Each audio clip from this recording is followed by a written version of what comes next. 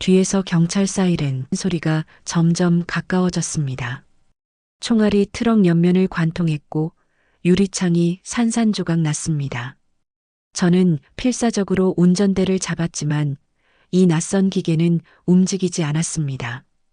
북한에서 3년간 공작원 훈련을 받았습니다.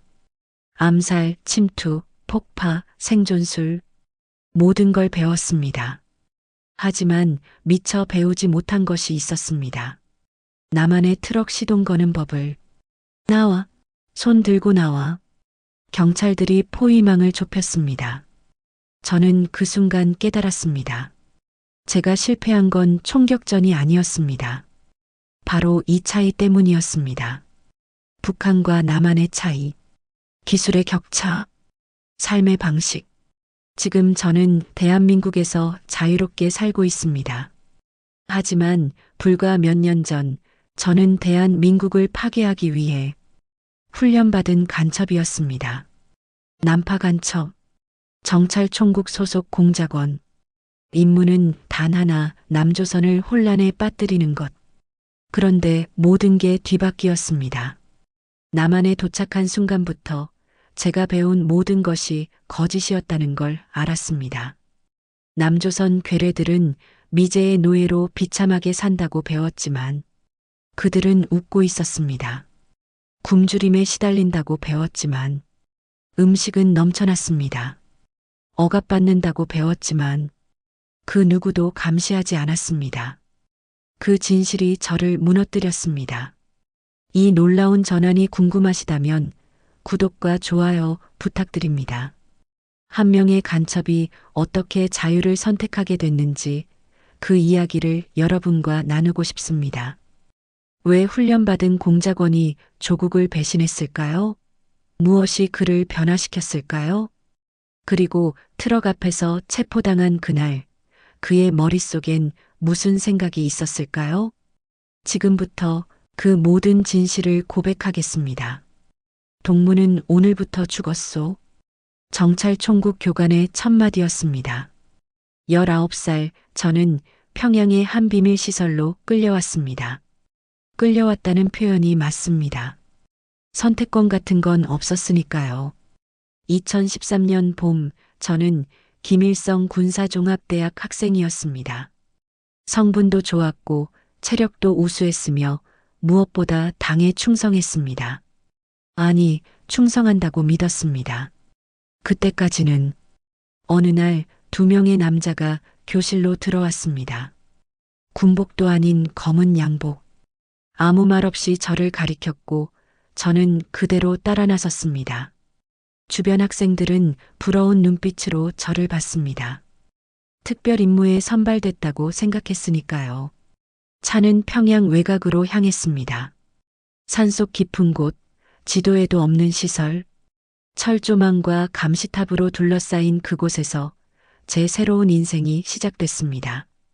여긴 정찰총국 제3훈련소다. 동무는 조선민주주의인민공화국의 칼이 될 것이다. 남조선 괴뢰 정권을 무너뜨릴 전사가 될 것이다. 우리는 35명이었습니다.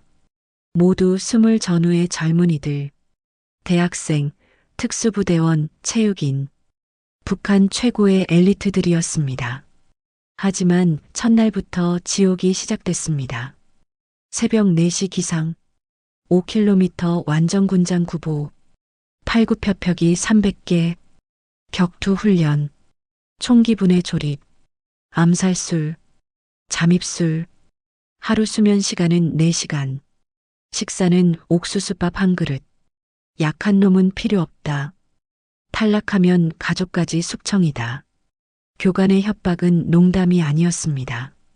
첫 달에 5명이 쓰러졌고 그들은 다시는 보이지 않았습니다. 우리는 살아남기 위해 이를 악물었습니다. 훈련은 단순히 육체적인 것만이 아니었습니다. 남조선은 지옥이다. 미제놈들의 식민지다. 인민들은 거리에서 굶어 죽고 여자들은 양공주로 팔려간다. 동무들의 임무는 그들을 해방시키는 것이다. 매일 밤 우리는 사상 교육을 받았습니다. 남한을 증오하도록, 미국을 적으로 보도록, 그리고 목숨을 바쳐 싸우도록. 저는 그 모든 걸 믿었습니다. 의심할 이유가 없었으니까요. 6개월이 지났을 때 본격적인 공작 훈련이 시작됐습니다. 이제부터 동무들은 남조선 사람이 되어야 한다. 말투, 습관, 사고방식까지 완벽하게 위장해야 한다. 남한 방언 교육, 남한 문화학습, 남한 드라마 시청. 아이러니했습니다. 우리는 남한을 증오하라고 배우면서 동시에 남한 사람처럼 행동하는 법을 배워야 했습니다. 그 과정에서 저는 처음으로 균열을 느꼈습니다. 교육용으로 보여준 남한 드라마. 선전용으로 편집된 영상이었지만 배경에 보이는 거리는 너무 깨끗했습니다. 사람들은 너무 잘 입고 있었습니다. 음식은 너무 풍족해 보였습니다. 저건 다 조작이다. 미제가 만든 선전물이다. 교관은 소리쳤지만 의문은 이미 제 안에 심어졌습니다. 정말 저게 다 거짓일까? 하지만 질문할 순 없었습니다. 의심하는 순간 반동이 되니까요. 저는 고개를 끄덕이며 충성을 외쳤습니다. 하지만 마음속 깊은 곳에선 작은 목소리가 속삭이기 시작했습니다. 진실을 확인하고 싶다. 그리고 1년 후 그 기회가 왔습니다. 난파 임무 명령서를 받은 날 저는 두려움보다 묘한 기대감을 느꼈습니다. 직접 가서 확인하겠어. 그들이 정말 지옥에 살고 있는지. 임무 코드명 붉은 칼. 목표 서울 지하철 혼란 유도. 2015년 9월 저는 최종 임무 브리핑을 받았습니다. 3년간의 훈련이 끝나고 드디어 실전에 투입되는 날이었습니다. 함께 선발된 35명 중 살아남은 건 12명. 저는 그 중 하나였습니다. 남조선에 침투하면 동무는 탈북자 신분으로 위장한다. 신분증, 주민등록증, 모든 서류는 완벽하게 준비됐다. 1년간 잠복하며 정보를 수집하고 명령이 떨어지면 지하철 시설물에 폭발물을 설치한다. 폭발물, 민간인 피해. 그 단어들이 제 귓가를 스쳤지만 저는 고개를 끄덕였습니다. 당과 수령을 위하여. 우리는 일제히 외쳤습니다. 하지만 제 목소리는 떨리고 있었습니다. 출발 전날 밤 저는 평양 시내를 마지막으로 바라봤습니다. 어둠에 잠긴 거리, 군데군데 깜빡이는 가로등, 배급을 기다리는 사람들의 줄. 이게 제가 아는 세상의 전부였습니다. 남조선은 이것보다 더 어둡겠지. 그렇게 믿었습니다. 중국을 거쳐 동남아시아로 그리고 관광객 신분으로 인천공항에 도착했습니다. 2015년 10월 12일 저녁 8시. 입국 심사를 통과하는 순간 심장이 터질 듯 뛰었습니다. 발각되면 끝이다. 하지만 아무 일도 없었습니다. 심사관은 웃으며 여권을 돌려줬습니다. 여행 즐기세요. 그 친절함이 오히려 낯설었습니다. 공항을 나서는 순간 저는 그 자리에 얼어붙었습니다. 이게 뭐지? 눈앞에 펼쳐진 광경을 믿을 수 없었습니다. 밤인데도 대낮처럼 환했습니다. 수만 개의 불빛이 도시를 밝히고 있었습니다. 거대한 전광판에서는 광고가 흘러나왔고 자동차들이 질서정연하게 움직였습니다. 사람들은 웃고 있었습니다. 아무도 감시하지 않았습니다. 아무도 굶주린 것처럼 보이지 않았습니다. 이건 선전이 아니었어. 다리에 힘이 풀렸습니다. 3년간 배운 모든 것이 순식간에 무너졌습니다. 남조선은 지옥이다라고 배웠는데 제 눈앞에 이곳은 천국처럼 보였습니다. 저는 비틀거리며 편의점에 들어갔습니다. 임무 수행을 위해서가 아니라 그냥 확인하고 싶었습니다. 진짜인지. 편의점 직원이 웃으며 말했습니다. 어서 오세요. 선반에는 온갖 종류의 음식들이 빼곡했습니다. 과자, 빵, 도시락, 음료수, 평양 전체를 뒤져도 볼 수 없는 양이었습니다. 그리고 가격표를 봤을 때 충격을 받았습니다. 이 가격이면 누구나 살 수 있잖아. 저는 삼각김밥 하나를 집었습니다. 1,500원. 북한 돈으로 환산하면 계산이 안 됐습니다. 계산대에서 돈을 내고 밖으로 나와 그 김밥을 먹었습니다. 맛있었습니다. 아니, 맛의 문제가 아니었습니다. 이건 제가 평생 먹어본 어떤 음식보다 풍족했습니다. 그리고 이 음식을 이 나라 사람들은 간단한 한 끼라고 부른다는 사실에 충격받았습니다. 그날 밤 저는 숙소에 누워 천장을 바라봤습니다. 나는 무엇을 위해 훈련받은 거지? 임무는 명확했습니다. 지하철 폭파, 혼란 유도, 인민 해방. 하지만 제 눈에 보이는 이 인민들은 해방될 필요가 없어 보였습니다. 오히려 저보다 훨씬 자유로워 보였습니다. 머릿속이 혼란스러웠습니다. 3년간 주입받은 사상과 하루 만에 목격한 현실이 충돌했습니다. 저는 잠들 수 없었습니다. 다음 날 아침 거리로 나갔습니다. 출근하는 사람들, 등교하는 학생들, 조깅하는 사람들, 모두가 자유롭게 움직였습니다. 아무도 생활 총알을 하지 않았고, 아무도 자아 비판을 하지 않았으며, 아무도 감시받지 않았습니다. 그 순간 저는 깨달았습니다. 거짓말은 나만이 아니라 북한이었어. 한 달이 지났습니다. 저는 매일 거리를 걸었습니다. 관찰하고 기록하고 보고서를 작성했습니다. 하지만 손이 떨렸습니다. 2호선 강남역. 하루 유동인구 10만 명. 폭발 시 예상 사상자. 그 이상 쓸 수 없었습니다. 키보드 위에 올린 손가락이 굳어버렸습니다. 제 머릿속에는 오늘 아침 지하철에서 본 사람들이 떠올랐습니다. 출근하는 직장인, 등교하는 학생, 유모차를 끄는 엄마, 손잡고 웃는 연인. 그들은 적이 아니었습니다. 그냥 사람들이었습니다. 이들을 죽이라고 북에서 배웠습니다. 남조선 인민들도 희생이 필요하다. 그것이 진정한 해방을 위한 과정이다. 차가운 논리였습니다. 하지만 지금 그들의 얼굴을 직접 보고 나니 논리는 무너졌습니다. 어느 날 저녁 편의점에서 아르바이트하는 대학생과 이야기를 나눴습니다. 형 탈북자세요? 말투가 좀 특이하셔서 들켰나 싶어 긴장했지만 그는 환하게 웃었습니다. 와, 대단하시다. 여기까지 오시느라 얼마나 힘드셨어요? 적응 잘하고 계세요? 적대감이 없었습니다. 동정도 경계도 아닌 그냥 진심 어린 관심이었습니다. 그는 자기 도시락을 꺼내 반을 나눠줬습니다. 별거 아니지만 드세요. 힘내시라고요. 저는 그 도시락을 받아들고 한참을 멍하니 있었습니다. 이 사람이 제가 죽여야 할 적입니까? 이 친절한 청년이? 그날 밤 저는 처음으로 평양에 있는 지도자들에게 분노했습니다. 당신들은 이곳을 본 적이나 있습니까? 김정은 당 간부들, 정찰총국 국장들. 그들은 남한을 지옥이라 부르지만 단 한 번도 이곳에 와본 적이 없습니다.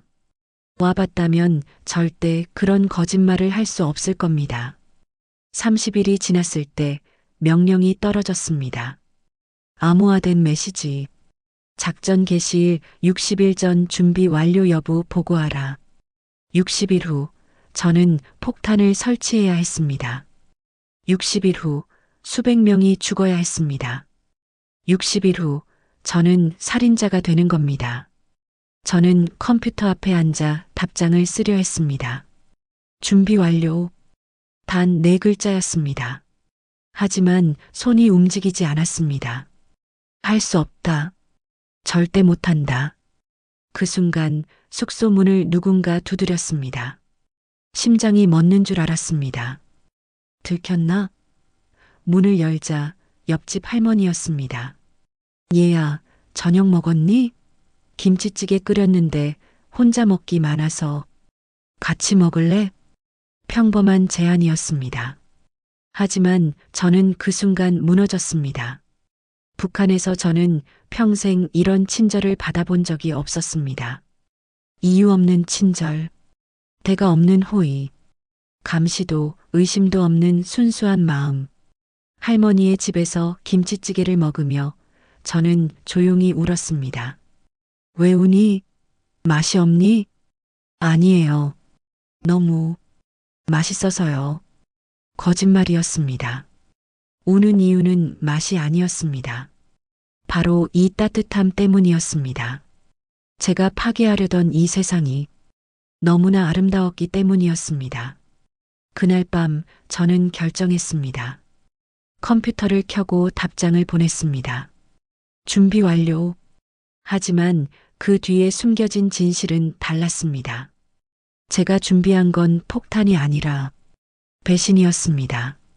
나는 이 임무를 수행하지 않겠다. 차라리 죽는 한이 있어도. 하지만 문제가 있었습니다. 임무를 거부하면 평양에 있는 제 가족이 위험해집니다.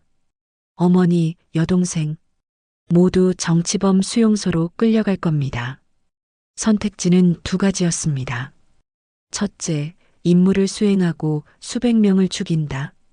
둘째, 임무를 거부하고 가족을 죽인다. 어느 쪽도 선택할 수 없었습니다. 그래서 저는 셋째 길을 찾기로 했습니다. 귀순한다. 대한민국 정보기관에 자수한다. 그것만이 유일한 방법이었습니다. 남한 정보당국에 협조하면 임무를 막을 수 있고 가족을 구출할 방법도 찾을 수 있을지 모릅니다. 하지만 그 전에 확실한 증거가 필요했습니다. 북한의 계획, 암호, 연락망, 모든 것을 가지고 가야 했습니다. 저는 위험한 게임을 시작했습니다. 평양에는 계속 거짓 보고를 하고 동시에 귀순 준비를 하는 것.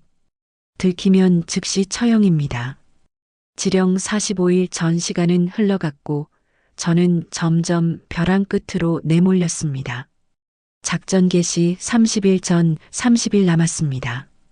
저는 더 이상 기다릴 수 없었습니다. 국정원에 연락해야 했습니다. 하지만 어떻게? 전화? 방문? 모든 게 위험했습니다. 북한 정찰총국은 난파 요원들을 원격으로 감시합니다. 의심스러운 행동 하나만 포착돼도 즉시 제거 명령이 떨어집니다. 고민 끝에 저는 가장 원시적인 방법을 선택했습니다. 편지. 새벽 2시 저는 국정원 건물 앞 우체통에 편지를 넣었습니다. 내용은 간단했습니다. 저는 북한 정찰총국 소속 난파 공작원입니다. 귀순을 원합니다. 폭탄 테러 계획을 막고 싶습니다. 11월 15일 오후 3시 남산 N타워 전망대에서 기다리겠습니다. 암호 붉은 칼. 편지를 넣고 돌아서는 순간 소름이 돋았습니다. 누군가 저를 지켜보고 있었습니다. 검은 승용차 한 대가 길 건너편에 정차해 있었습니다. 엔진은 꺼져 있었지만 운전석에 사람이 있었습니다. 담배 연기가 창문 틈으로 새어나왔습니다. 감시조다. 심장이 얼어붙었습니다. 평양에서 파견된 감시 요원일 겁니다. 저를 의심하고 있는 겁니다. 아니, 이미 알고 있는 건지도 모릅니다. 저는 아무렇지 않은 척 걸었습니다. 하지만 뒤에서 차 시동 걸리는 소리가 들렸습니다. 따라오고 있었습니다. 도망칠까? 아니, 그럼 확실히 의심받는다. 저는 근처 편의점에 들어갔습니다.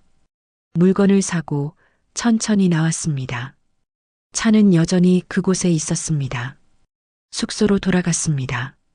차는 계속 따라왔습니다. 그날 밤 잠들 수 없었습니다. 창밖을 보니 검은 차가 주차돼 있었습니다. 완전히 포위된 겁니다. 11월 15일까지 버텨야 한다. 국정원이 편지를 받고 올 것이다. 하지만 그 전에 제거당할 수도 있었습니다. 사흘이 지났습니다. 작전 개시 27일 전, 감시는 더욱 노골적으로 변했습니다.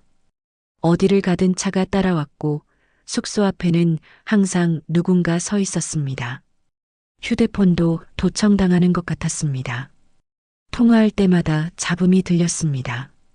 평양에서 메시지가 왔습니다. 동지의 행적에 의심스러운 부분이 있다.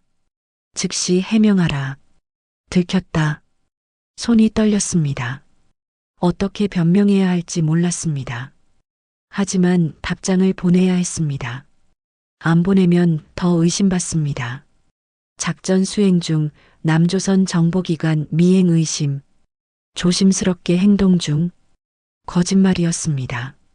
하지만 시간을 벌어야 했습니다. 11월 13일. 작전 개시 2일 전.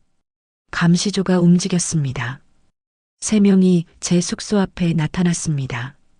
노크 소리가 들렸습니다. 문 열어. 저는 뒷문으로 도망쳤습니다. 비상계단을 뛰어내려가며 911에 전화를 걸었습니다. 도와주세요. 누가 저를 죽이려고. 하지만 문장을 끝내기도 전에 총성이 울렸습니다. 북한 공작원들이 소음기 달린 권총으로 쏘고 있었습니다. 거리 한복판인데도 개의치 않았습니다. 저를 죽이라는 명령을 받은 겁니다. 저는 미친 듯이 뛰었습니다. 골목을 빠져나가 대로로 나왔습니다. 차들이 지나가고 사람들이 걷고 있었습니다. 하지만 추격자들은 멈추지 않았습니다. 경찰 사이렌 소리가 들렸습니다. 누군가 신고한 겁니다. 저는 경찰 쪽으로 뛰었습니다. 차라리 경찰에게 잡히는 게 낫다. 하지만 북한 공작원들도 필사적이었습니다. 그들은 경찰을 향해서도 발포했습니다. 경찰차 유리창이 깨졌고 경찰들이 엄폐물 뒤로 숨었습니다. 총격전이 시작됐습니다. 저는 그 혼란 속에서 달렸습니다. 앞만 보고 뒤도 돌아보지 않고 살아야 했습니다. 국정원에 모든 걸 알려야 했습니다. 폭탄 테러를 막아야 했습니다. 그때 눈앞에 트럭 한 대가 보였습니다. 시동이 켜진 채로 주차돼 있었습니다. 운전자는 잠깐 차에서 내려 짐을 싣고 있었습니다. 저는 주저없이 뛰어올랐습니다. 운전석에 앉아 기어를 잡았습니다. 하지만 이게 왜 이래? 기어가 움직이지 않았습니다. 북한 트럭과 완전히 달랐습니다. 버튼이 있고 레버가 있고 뭔가 복잡한 장치들이 있었습니다. 저는 당황해서 이것저것 눌렀습니다. 뒤에서 총성이 다시 들렸습니다. 경찰들이 손들어 라고 외쳤습니다. 저는 그 트럭 안에 갇혔습니다. 시동은 걸려 있는데 움직일 수가 없었습니다. 손들어, 차에서 내려. 경찰들이 사방에서 총을 겨눴습니다. 저는 천천히 손을 들었습니다. 트럭 문을 열고 나오는 순간 바닥에 엎드리게 됐습니다.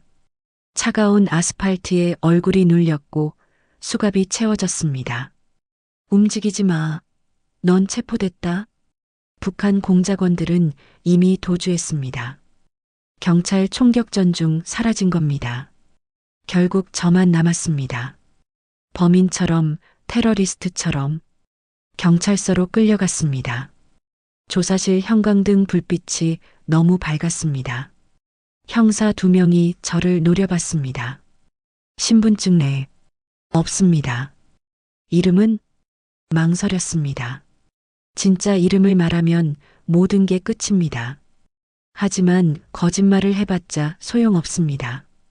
지문 확인하면 바로 들통날 테니까요. 김민준입니다. 가짜 이름이었습니다. 남파 공작원 신분증에 적힌 이름. 형사는 컴퓨터를 두드리다가 미간을 찌푸렸습니다. 이상하네. 이 이름으로 입국 기록은 있는데 주민등록이 이상해. 탈북자 등록도 아니고. 바로 그때 조사실 문이 열렸습니다. 정장 입은 남자 둘이 들어왔습니다. 배지를 보여주며 형사들에게 뭐라고 속삭였습니다. 형사들이 놀란 표정으로 일어났습니다. 국정원입니다. 이 사람 인계받겠습니다. 편지를 받았구나. 저는 안도의 한숨을 쉬었습니다. 동시에 두려웠습니다. 이제부터가 진짜 신문입니다. 국정원 지하 조사실로 옮겨졌습니다. 경찰서와는 분위기가 달랐습니다. 더 차갑고 더 날카로웠습니다. 이름, 김태준. 진짜 이름입니다. 소속, 조선인민군 정찰총국, 제3훈련소 출신, 남파 공작원입니다. 그 말을 하는 순간 돌이킬 수 없다는 걸 알았습니다.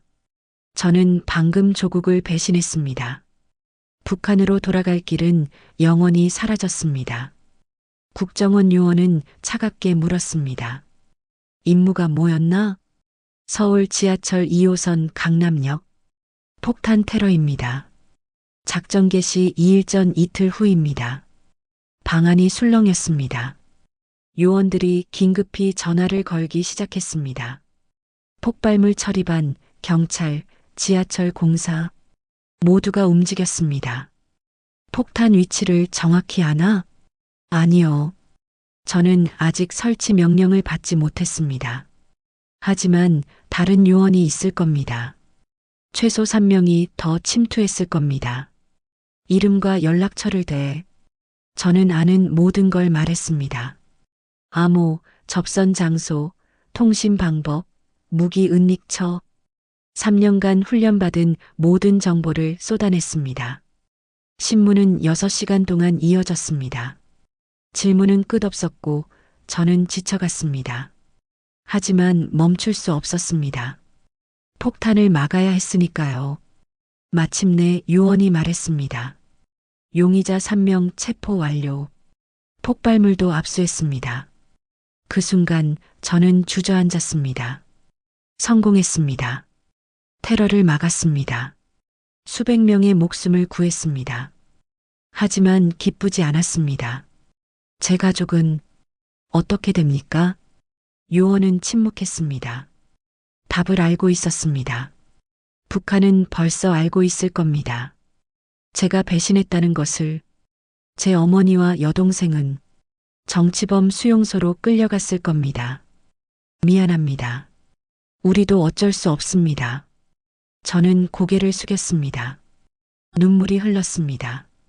수백 명을 구하기 위해 저는 제 가족을 버린 겁니다. 후회하나? 요원이 물었습니다. 저는 고개를 들었습니다. 아니요. 다시 선택해도 같은 결정을 할 겁니다. 무고한 사람들을 죽일 순 없으니까요. 그날 저는 공식적으로 대한민국에 귀순했습니다. 김태준, 25살, 전직 북한 남파 공작원, 이제는 자유인. 하지만 자유의 대가는 너무나 컸습니다. 가족을 잃었고, 조국을 잃었고, 과거의 모든 것을 잃었습니다. 남은 건 오직 하나, 양심뿐이었습니다. 방 안에 혼자 남겨졌을 때 저는 창밖을 바라봤습니다. 서울의 야경이 보였습니다. 환한 불빛들, 제가 지켜낸 세상, 이제부터 이곳에서 살아가야 한다. 인간으로 기순 후 첫 1년은 지옥이었습니다. 국정원 보호시설에 격리됐습니다. 신변 보호 때문이었습니다. 북한은 귀순자를 처벌하기 위해 암살조를 보냅니다. 특히 저처럼 기밀을 폭로한 경우엔 더욱 그렇습니다. 창밖을 볼 수 없는 방, 감시 카메라, 무장경비, 자유를 얻기 위해 모든 걸 버렸는데 또다시 갇혀 있었습니다. 심리 상담을 받았습니다. 악몽을 꾸나요? 매일 밤 꿉니다. 어머니가 수용소에서 저를 부르는 꿈을. 상담사는 아무 말도 하지 못했습니다. 위로할 방법이 없었으니까요. 제가 한 선택은 옳았지만 그 대가는 평생 짊어져야 할 짐이었습니다. 6개월 후 하나원에 입소했습니다. 다른 탈북자들과 함께 한국 사회 적응 교육을 받았습니다. 하지만 저는 그들과 달랐습니다. 너 진짜 간첩이었어? 한 탈북자가 속삭였습니다. 제 신분은 비밀이었지만 소문은 퍼졌습니다. 사람들은 저를 피했습니다. 두려워했습니다. 저 사람이 우리를 감시하는 건 아닐까? 고립됐습니다. 북한에서도 남한에서도 환영받지 못하는 존재, 어디에도 속하지 못하는 사람. 그래도 배웠습니다. 은행 사용법, 지하철 타는 법, 면접 보는 법. 아이러니했습니다. 1년 전엔 지하철을 폭파하려 했는데 지금은 교통카드 찍는 법을 배우고 있었습니다. 하나원을 수료하고 사회로 나왔습니다. 첫 직장은 편의점이었습니다. 야간 알바, 시급 9,000원. 어느 날 밤 한 대학생이 컵라면을 사러 왔습니다. 형, 여기 1년 넘게 하시네요. 힘들지 않아요? 괜찮습니다. 일할 수 있다는 게 감사해요. 그 학생은 웃었습니다. 형 진짜 특이하다. 긍정적이시네. 긍정적. 그게 아니었습니다. 저는 그저 살아있다는 것만으로 감사했습니다. 누군가를 죽이지 않아도 되고 감시받지 않고 자유롭게 숨 쉴 수 있다는 것. 그것만으로 충분했습니다. 2년이 지났을 때 저는 결심했습니다. 침묵하지 말자. 진실을 말하자. 북한 정권이 얼마나 거짓말을 하는지, 난파 공작원들이 어떻게 훈련받는지, 그들의 진짜 목적이 무엇인지 사람들이 알아야 했습니다. 유튜브 채널을 만들었습니다. 전직 난파 공작원의 고백이라는 제목으로 첫 영상은 떨리는 손으로 찍었습니다. 안녕하십니까? 저는 전직 북한 난파 공작원입니다. 2015년 저는 서울 지하철을 폭파하라는 명령을 받았습니다. 조회수는 폭발했습니다. 댓글이 쏟아졌습니다. 진짜예요? 믿기지 않아요. 와, 소름 돋네요. 용기 내주셔서 감사합니다. 하지만 악플도 많았습니다. 간첩 새끼가 뭔 유튜브야. 너 때문에 가족이 죽었다며? 불효자. 거짓말하지 마. 관심병 걸린 거 아니야? 악플을 읽을 때마다 가슴이 찢어졌습니다. 특히 가족 이야기가 나올 때. 하지만 멈출 수 없었습니다. 영상을 올릴 때마다 한 명씩 댓글을 남겼습니다. 형 덕분에 북한 실상을 알게 됐어요. 저희 학교 통일교육 시간에 형 영상 보여줬어요. 부모님이 북한을 무서워만 하셨는데 이제 이해하세요. 진실이 퍼지고 있었습니다. 3년 후 저는 통일부 산하기관에서 강연 요청을 받았습니다. 대학생들 앞에서, 군 장병들 앞에서, 공무원들 앞에서 제 이야기를 했습니다. 저는 여러분을 죽이려고 훈련받았습니다. 하지만 여러분의 따뜻함이 저를 구했습니다. 편의점 직원의 친절, 할머니의 김치찌개, 대학생의 도시락. 그 작은 친절들이 제 마음을 바꿨습니다. 청중은 울었습니다. 저도 울었습니다. 어느 날 한 고등학생이 강연 후 다가왔습니다. 선생님, 저 통일부 공무원이 되고 싶어요. 선생님처럼 북한 사람들을 돕고 싶어요. 그 말을 듣는 순간 깨달았습니다. 이게 내가 살아야 하는 이유구나. 저는 가족을 잃었습니다. 조국을 잃었습니다. 하지만 새로운 사명을 얻었습니다. 진실을 전하고 평화를 만들고 다음 세대에게 희망을 주는 것. 어머니, 죄송합니다. 하지만 저는 올바른 선택을 했다고 믿습니다. 오늘 아침 저는 남산 엔타워에 올랐습니다. 9년 전 이곳에서 국정원과 만나기로 했던 그 장소. 당시엔 오지 못했습니다. 추격전이 벌어졌고 트럭 앞에서 체포됐으니까요. 하지만 오늘 저는 자유인으로 이곳에 섰습니다. 서울이 한눈에 보였습니다. 아침 햇살에 반짝이는 빌딩들, 도로를 가득 메운 차들, 한강을 따라 조깅하는 사람들, 이 모든 평화로운 풍경이 제가 지키고 싶었던 것입니다. 만약 그때 폭탄을 터뜨렸다면 상상만으로도 소름이 돋습니다. 수백 명이 죽고 도시가 공포에 떨고 전쟁이 일어날 수도 있었습니다. 하지만 저는 선택했습니다. 인간으로 남기를. 지금 저는 31살입니다. 통일교육원에서 강사로 일하고 있습니다. 학생들, 군인들, 공무원들에게 북한의 실상을 알립니다. 강연할 때마다 제 이야기를 합니다. 저는 여러분의 적이었습니다. 하지만 여러분의 따뜻함이 저를 바꿨습니다. 유튜브 채널 구독자는 50만 명을 넘었습니다. 댓글을 읽을 때면 눈물이 납니다. 형 덕분에 북한을 이해하게 됐어요. 통일이 꼭 필요하다는 걸 깨달았어요. 형은 진짜 영웅입니다. 영웅. 저는 영웅이 아닙니다. 그저 양심을 따랐을 뿐입니다. 작년 처음으로 어머니 소식을 들었습니다. 중국을 통해 들어온 정보였습니다. 어머니는 살아계셨습니다. 정치범 수용소에서 6년을 보내고 지금은 탄광촌으로 추방당했다고 합니다. 여동생은 강제로 결혼당했고 아이를 낳았다고 합니다. 그 소식을 듣고 저는 사흘을 울었습니다. 어머니, 죄송합니다. 하지만 저는 멈출 수 없습니다. 제가 멈추는 순간 어머니의 고통이 헛되이 됩니다. 저는 더욱 열심히 진실을 전파해야 합니다. 북한 정권의 실상을 알려야 합니다. 그래야 언젠가 통일이 되고 어머니를 다시 만날 수 있습니다. 요즘 저는 새로운 활동을 시작했습니다. 탈북 청소년들을 돕는 멘토링입니다. 북한에서 온 아이들은 한국 사회에 적응하기 힘들어합니다. 따돌림 당하고 차별받고 정체성의 혼란을 겪습니다. 선생님도 힘드셨어요? 한 고등학생이 물었습니다. 저는 고개를 끄덕였습니다. 물론이죠. 지금도 힘들어요.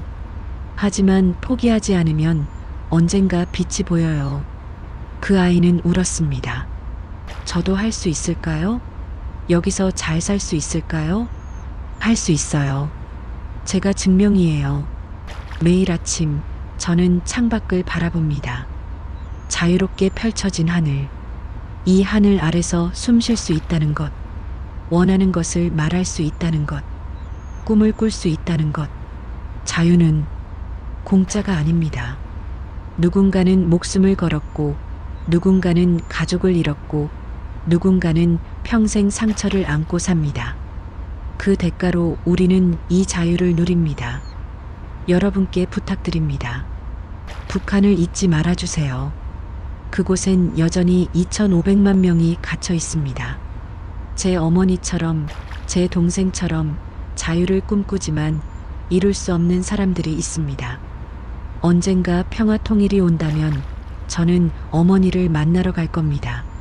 무릎 꿇고 사과할 겁니다. 하지만 동시에 말할 겁니다.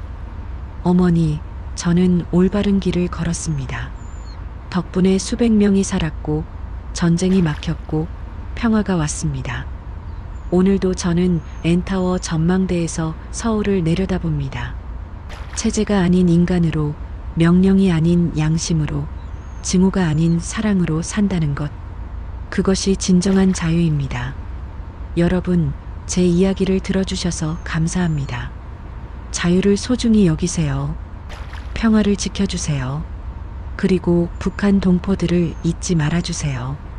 언젠가 우리 모두가 하나의 하늘 아래서 함께 웃을 수 있기를 간절히 바랍니다. 감사합니다.